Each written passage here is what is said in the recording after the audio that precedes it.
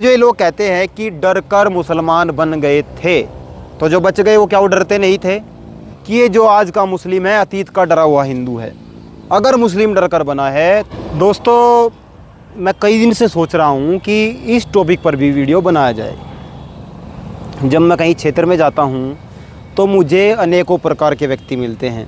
एक से एक अव्वल दर्जे का बदतमीज़ भी मिलता है, एक से एक अव्वल दर्जे का बेईमान भी मिलता है, एक से एक अव्वल दर्जे का शिक्षित भी मिलता है।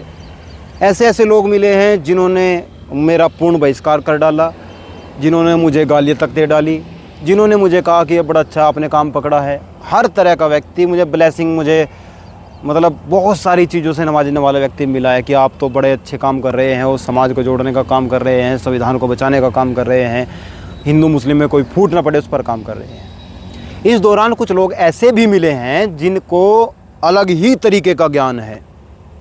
इनका ज्ञान इतना अद्भुत है कि जब मैं उसको ग्रहण करने की कोशिश करता हूँ उस ज्ञान को, तो वो हजम नहीं होता। वैसे तो वो देश के बहुत सारे युवाओं को, बहुत सारे लोगों को, बहुत सारी महिलाओं को, बहुत सारी बच्चों को हजम नहीं होता, लेकिन एक व्हाट्सएप यूनिवर्सिटी से प्राप्त ज्ञान जो पूरा का पूरा वर्ग है, उस महाविद्यालय में पढ़ने वाले, वहाँ से ज्ञान प्राप्त करने वाले लोगों को वो ज्ञान बिल्कुल अलग ही है। इनका मानना है कि देश का जितना भी कोई भी व्यक्ति अगर मुस्लिम बना है तो वो डर कर बना है। अब समझ में ये नहीं आता, अगर मुस्लिम डर कर बना है तो अदर जो धर्म है हमारे देश में, जैन है जो चींटी तक नहीं मारते, हमारे देश में बौद्ध भी हैं, हमारे देश में ईसाई भी हैं, हमारे देश में सिख भी हैं, तो फिर तो सबने डरा कर सबको तोड़ लिया होगा। और क्या इस देश का हिंदू इतना कमज़ोर था जो डर कर मुस्लिम बन गया? और ख़ासकर खुद को मार्शल कहने वाली कौमें वो कैसे बन गई? जहाँ मैं रहता हूँ वहाँ ज़्यादातर लोग गुर्जर हैं और उन्होंने इस्लाम धर्म कबूल किया है, अपना लिया है।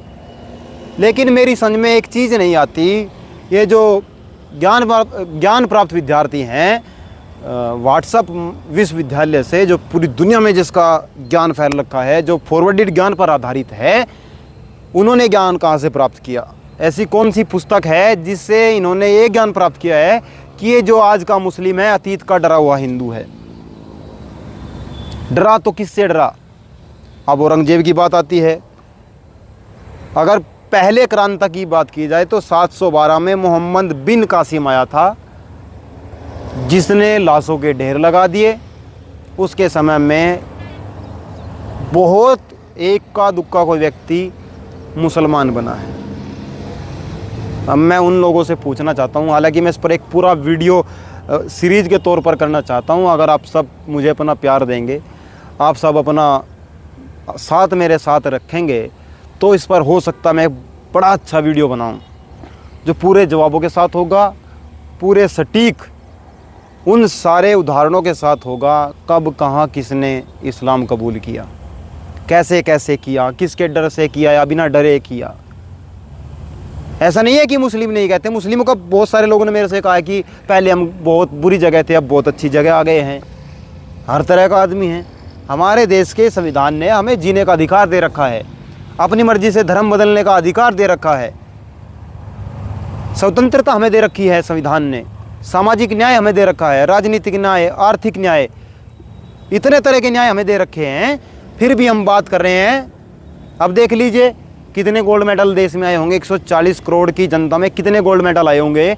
और जो छोटे छोटे देश हैं, जितने लोग भारत में मर जाते हैं बीमारियों से, इतने लोग उस देश में रह रहे हैं, उस देश के युवा गोल्ड मेडल लेकर आ रहे हैं।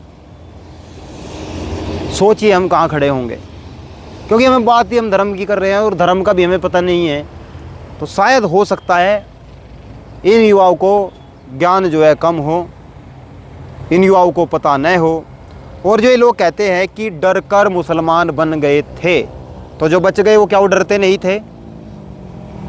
जो बच गए वो डरते नहीं थे क्या? और जो अगर ये जो बच गए डरते नहीं थे, तो इन्होंने अपने भाइयों को बचाया क्यों नहीं? इनको जाना चाहिए था, भाई आप मुसलमान बन गए हो, बड़ा बुरा आपने कर्म कर दिया है, आप इधर आ जाइए, इनको कहना चाहिए था ना। लेकिन नहीं कहा। क्यों नहीं कहा, ये भी सोचने की बात है। मैं देखता हूँ आधा गांव हिंदू का है, आधा मुस्लिम का है, और प्यार से रह रहे हैं। एक गांव में हिंदू है, एक गांव में मुस्लिम है, प्यार से रह रहे हैं। और जब मैं कहीं जगह जाता हूँ तो अरे यार ताई के क्या था तो भाई, और घर में सब ठीक है न, बता के खाएगा। बस ये सोचते हैं कि मैं इसकी कितनी सेवा पानी कर सकता हूँ। तो अगर आप चाहते हैं इस टॉपिक पर पूरा बाकायदा पूरे तथ्यों के साथ एक वीडियो बनाया जाए तो आप सब कमेंट में यस लिखें, और ज़्यादा से ज़्यादा जब तक इस वीडियो पर 50,000 व्यूज़ जो है क्रॉस नहीं हो जाते तब तक वीडियो बनाने का कोई फ़ायदा नहीं मुझे लगता। अगर 50,000 व्यूज़ इस वीडियो पर निकल जाते हैं और ये जो कहते हैं कि डर कर बन गए थे और डरा कर बना दिए गए थे और औरंगजेब के टाइम में बने थे, औरंगजेब पर पूरा एक एपिसोड आएगा।